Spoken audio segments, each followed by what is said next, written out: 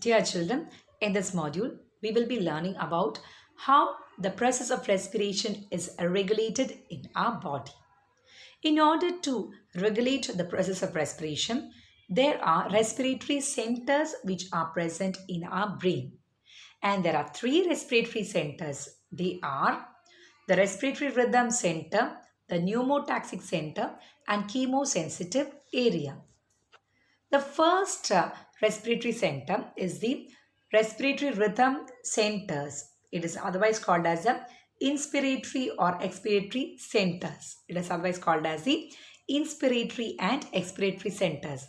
And where it is seen? It is seen in the medulla oblongata, that is the hind brain.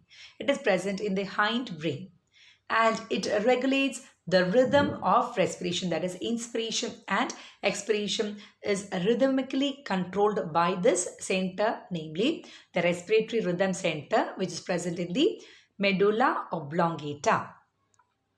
And the next regulation is done by the pneumotaxic center, which is present in the pons. Pons is also the part of the hind brain. And what is its function? It moderates the function of the respiratory rhythm center. Just now we learned about the respiratory rhythm center, which regulates the rhythmic inspiration and expiration. And the function of the pneumotaxic center is that it has a control over the functioning of the respiratory rhythmic center. How?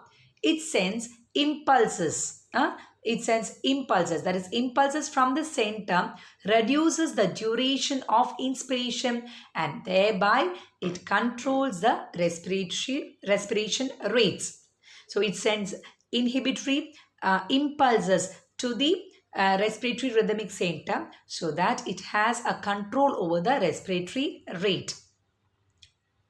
The third is the chemosensitive area.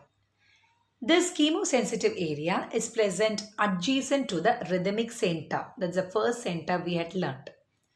And if there is an increase in the concentration of carbon dioxide and hydrogen ions, immediately an signal is sent. It activates the center, that is a chemosensitive area. In turn, gives signal to the rhythmic center so that it can alter the rate of inspiration and expiration.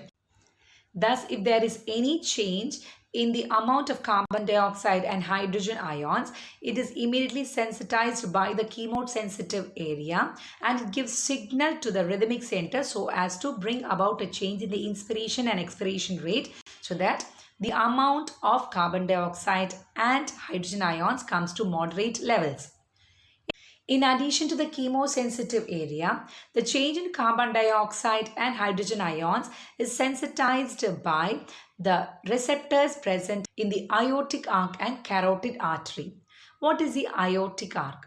We have learned aorta, which takes out blood from the left ventricle, and this aorta is divided into an ascending part and a middle part and a descending part.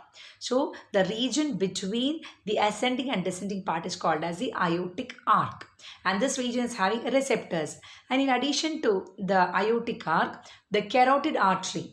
The carotid artery is a main blood vessel which is present in the neck, and this carotid artery, it provides blood to the brain, to the face and also to the neck. And receptors are also present in the carotid artery which recognize any imbalance in the carbon dioxide and hydrogen ion concentration, and it also sends signals to the rhythmic center.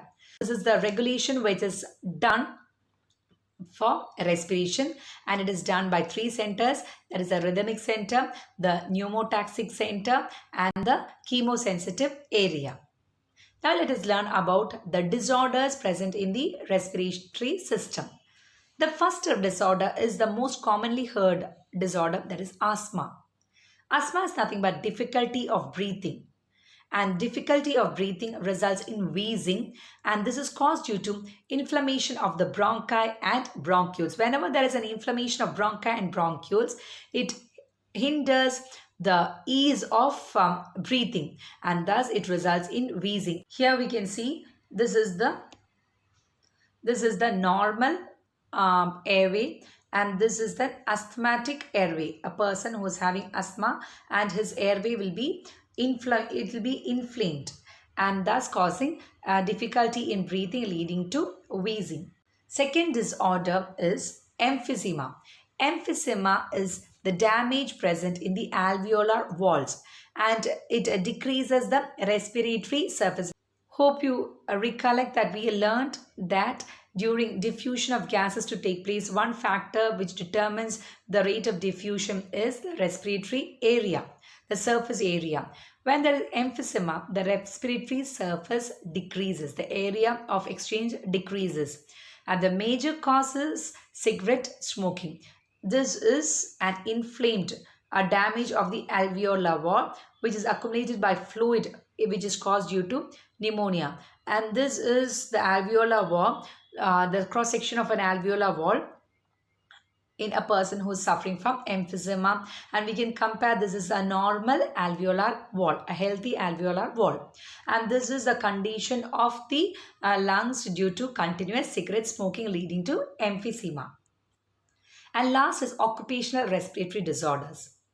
Certain industries, they release large amount of dust into the atmosphere, and inhaling such air filled with dust, it alters the defense mechanism of the body, and the body's defense mechanism cannot cope up with a situation in which the air is always breathed in which is filled with dust. And long exposure causes inflammation of the air pathways, and it leads to fibrosis. Fibrosis is nothing but proliferation of the fibrous tissue present in the lungs. Proliferation or development of fibrous tissue in the lungs, and it results in a lungs damage. And the best way to prevent these occupational respiratory disorders, that is asbestosis, is nothing but to have a mask when they are working in such industries. So dear children, in this module we learned about how the respiration is regulated, and we also learned about certain disorders of the respiratory system. Thank you.